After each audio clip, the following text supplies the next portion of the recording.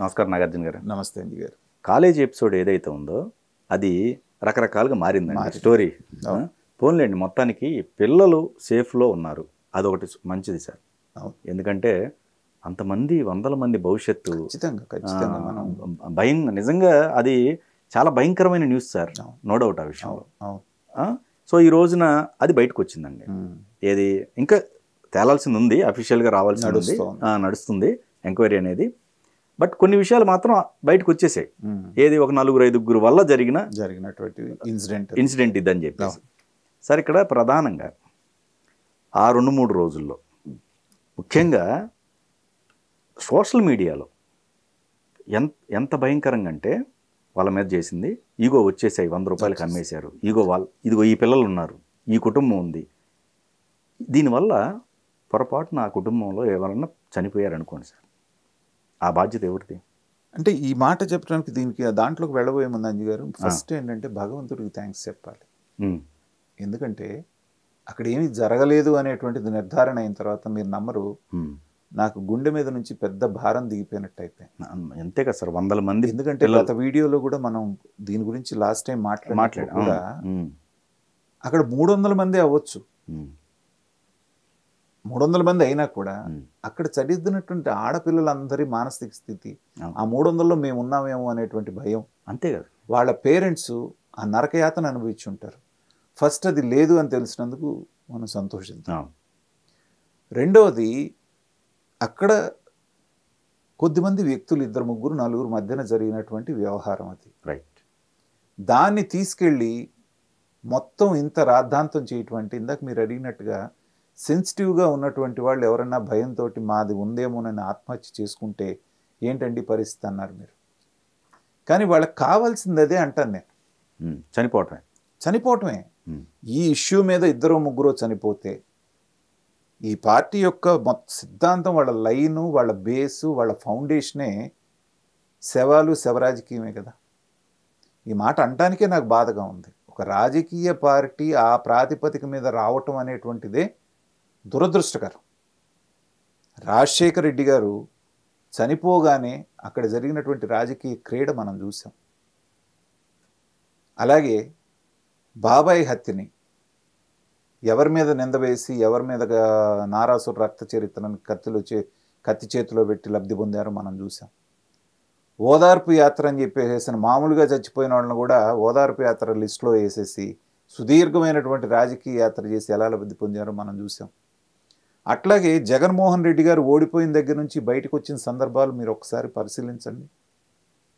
ఎవరైనా మనిషి చనిపోతే దాన్ని మా పార్టీ కార్యకర్తని రంగు పులిమి ఆ శవాన్ని పరామర్శకు బయటకు వచ్చాడు, కానీ మామూలు ఎప్పుడు వచ్చాడండి. సో అది వాళ్ళ ప్రాతిపదిక. కాబట్టి ఈ సంఘటనలో నుంచి ఎంతమందిని వీలైతే అంతమందిని మానసికమైనటువంటి ఆందోళనకు గురి చేసి, వాళ్ళ ఇంటెన్షనే అది. అసలు పనిష్మెంట్ వీళ్ళకే ఇవ్వాలి కదా ఖచ్చితంగా. ఇప్పుడు స్ట్రాటజీ అని వాళ్ళు అనుకుంటున్నారు. స్ట్రాటజీ వాళ్ళు ఏంటంటే రాజకీయ లబ్ధి దీని నుంచి పొందగలవు అంటున్నారు, కానీ ప్రతిదీ నిజాన్ని దాచడం అనేది ఎవరి వల్ల కాదు కదండి. ఇప్పుడు గాలి వార్త ఏదైనా చెప్పొచ్చు, ఇన్వెస్టిగేషన్లో దిగిన తర్వాత పాలకు పాలు నీళ్ళకి నీళ్లు బయటకు వస్తాయి కదా. కానీ ఇక్కడ అది చేశారు సార్, వాళ్ళ పిల్లలు బీటెక్ స్టూడెంట్స్ వాళ్ళందరూ కూడా, పైగా ఆడపిల్లలు, తెలిసి తెలియని వయసు వాళ్ళల్లో ఉక్రోషం. నిన్న కూడా ఒక వీడియో బయటకు వచ్చింది, మీరు చూసారో లేదో. ఒక లేడీ పోలీస్ ఆఫీసరు, ఆమె మీదకి వాళ్ళందరూ కూడా ఎగబడుతున్నారు, ఎవరు స్టూడెంట్స్. మా ఇన్వెస్టిగేషన్కి మీరు ఎందుకమ్మా ఇట్లా అడ్డం పడుతున్నారు? ఆవిడ కొంచెం హార్ష్గానే మాట్లాడింది. మీరు చదవడానికి వచ్చారా, గాడిదలు గాయటానికి వచ్చారా? మీ దగ్గర ఒక్క వీడియో ఉంటే చూపించండి, మేము యాక్షన్ తీసుకుంటాం. మేము 2 రోజుల నుంచి తిండి తిప్పలు లేకుండా ఇక్కడ బడి ఉండి ఇన్వెస్టిగేషన్ చేసాం, ఏమీ లేదని తెలిసిన తర్వాత మీలో ఎవరైనా ఒక్కళ్ళైనా ఒక్క వీడియో అయినా సరే ఇది పలానా వాళ్ళ దగ్గర ఉంది అంటే మీరు చెప్పండి, మేము యాక్షన్ తీసుకుంటామంటే. పసిపిల్లలు ఇప్పుడు నిజంగా వాళ్ళు ఇంజనీరింగ్ అంటే మీకు తెలియని వయసు, టీన్స్ నుంచి అప్పుడే వస్తున్నాడు. వాళ్ళకి ఏంటంటే కొంచెం మీరు ఇగ్నైట్ చేశారంటే వాళ్ళు రెచ్చిపోతారు. అది వాళ్ళు ఆసరాగా చేసుకున్నారు. అంటే ఇప్పుడు ఈ 300 వీడియోలు అనేది వీళ్ళు క్రియేట్ చేసిందేగా ఖచ్చితంగా. మొత్తం అక్కడ ఏంటంటేనండి, ఒకటి జరిగింది ఇన్సిడెంట్ అనగానే కెమెరాలు పెట్టారంట, ఎన్ని బాత్రూంలో ఉంటే అన్ని పెట్టారంట అనేటువంటిది వచ్చేటప్పటికి ఏంటంటే చిలవలు పలవలు చేసి దీని నుంచి రాజకీయ లబ్ధి పొందాలి, ఎలా పొందాలి అనేటువంటి స్ట్రాటజీ అక్కడ ప్లాన్ చేశారు. అసలు ఆ 4 రోజులు మానసికంగా ఎంత చనిపోయి ఉంటారు. మానసికంగా నిజంగా ఇప్పుడు ఆ పిల్లలు ఎవ్వరికి మీ చుట్టాలు లేరు, మా చుట్టాలు లేరు, ఆ కాలేజీలో చదవట్లేదు. కానీ ఒక సమాజంలో బతుకుతున్న మనమే ఆ రోజున ఎంత బాధపడ్డాం.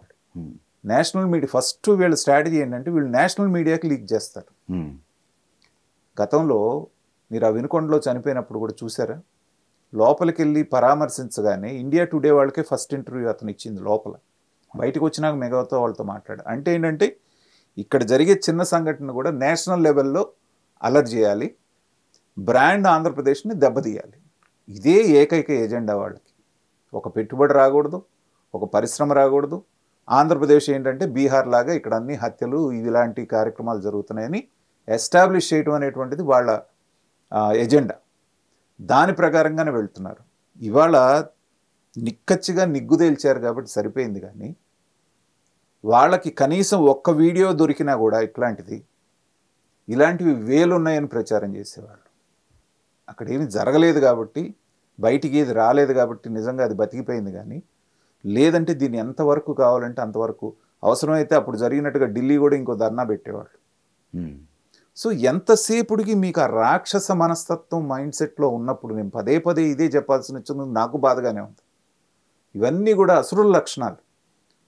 ఒక మంచి ఏదైనా జరుగుతూ ఉందంటే దాన్ని ఎలా పాడు చేయాలని చూసేటువంటి వాళ్ళనే మనం అసురులు అంటాం. అంతే కదా, రాక్షసుల మనస్తత్వం అది. దురదృష్టకరంగా మనుషుల్లో ఆ మనస్తత్వం ఉన్న వాళ్ళందరూ కూడా మెజారిటీ వాళ్ళు ఆ పార్టీలో ఉండటం అనేటువంటిది ఈ రాష్ట్రం చేసుకున్నటువంటి దౌర్భాగ్యం. పైగా గుడ్లవల్లేరు ఇంజనీరింగ్ కాలేజ్ అంటే మంచి రెప్యుటేషన్ ఉన్నటువంటి కాలేజ్. ఆ ఏరియాలో ఎంతోమందికి భవిష్యత్తు ఇచ్చినటువంటి దాన్ని నిజంగా కనుక అలాంటిది ఏదన్నా వచ్చిందని గవర్నమెంట్ యాంటీ యాక్షన్ తీసుకొని ఉంటే తొందరపడి వాళ్ళు దాని రెప్యుటేషన్ పోయిన తర్వాత మళ్ళీ కోలుకోవటానికి ఎన్నాళ్ళు పడుతుందండి? కనీస ఆలోచన లేదు కదా. విధ్వంసం చేయాలనేటువంటి వాళ్ళ లక్షణాలు, వాళ్ళ మాట తీరే ఇలా ఉంటుంది.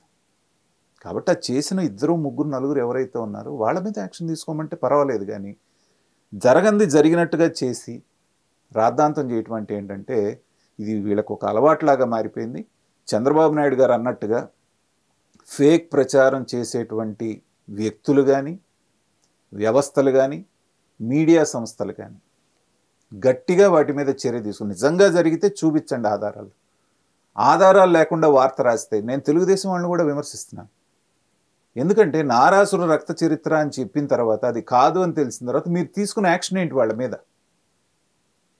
ఆ రోజునే చంద్రబాబు నాయుడు గారు అధికారంలో ఉన్నప్పుడు జరిగినప్పుడే కదా ఆ వార్త రాసింది. ఇమ్మీడియట్గా రాసినాన్ని తీసుకొని అరెస్ట్ చేయొద్దా మీరు? ఏం ఆధారం ఉందని రాసేవరా? ఇది చేతిలో ముఖ్యమంత్రి చేతిలో కత్తి పెట్టి రాయటం అంటే అది ఎంత ధైర్యం ఉంటే రాయాలండి? రాసినప్పుడు మీరేం చర్య తీసుకున్నారు? మీరు ఎలాంటి చర్యలు వాళ్ళ మీద తీసుకోవట్లేదు కాబట్టి పదే పదే ఇలాంటి పనులు చేస్తూ ఉన్నారు. కాబట్టి ఇప్పటికైనా సరే కఠినాతి కఠినంగా నిజం మీ దృష్టికి తీసుకొస్తే సద్విమర్శ అయితే మీరు తీసుకోండి. కానీ బురద జల్లే కార్యక్రమాలు, నిరాధారమైనటువంటి ఆరోపణలు చేస్తే మాత్రం వాళ్ళ మీద కఠిన చర్యలు తీసుకోకపోతే ఈ రాబోయే 5 సంవత్సరాలు ఇదే డ్రామా మనం చూడాల్సి వస్తుంది. ఈ పిల్లలు ఎవరైతే ఉన్నారో మరి వాళ్ళందరినీ మీడియా ముందుకు తీసుకొచ్చి అసలు జరిగింది ఏదో చెప్పి వాళ్ళకి కదా గట్టి పనిష్మెంట్ ఇవ్వాలి ఖచ్చితంగా. అసలు దీని వెనక పోనీ ఎవరైనా ఉన్నారా? ఎవరైతే వెనకాల ఫేక్ ప్రచారం చేసి ఎవరైతే పాపం అమాయకులైనటువంటి ఆడపిల్లలందరినీ వాళ్ళ పేరెంట్స్ని రెచ్చగొట్టారు, దీని మీద ఒక స్పెషల్ ఎంక్వైరీ టీం వేసి వాళ్ళందరినీ బయటికి లాగి సమాజం ముందు దోషులుగా నిలబెట్టాల్సినటువంటి బాధ్యత ఈ ప్రభుత్వం మీద ఖచ్చితంగా ఉంది. దాంట్లో ఎలాంటి అనుమానం లేదు.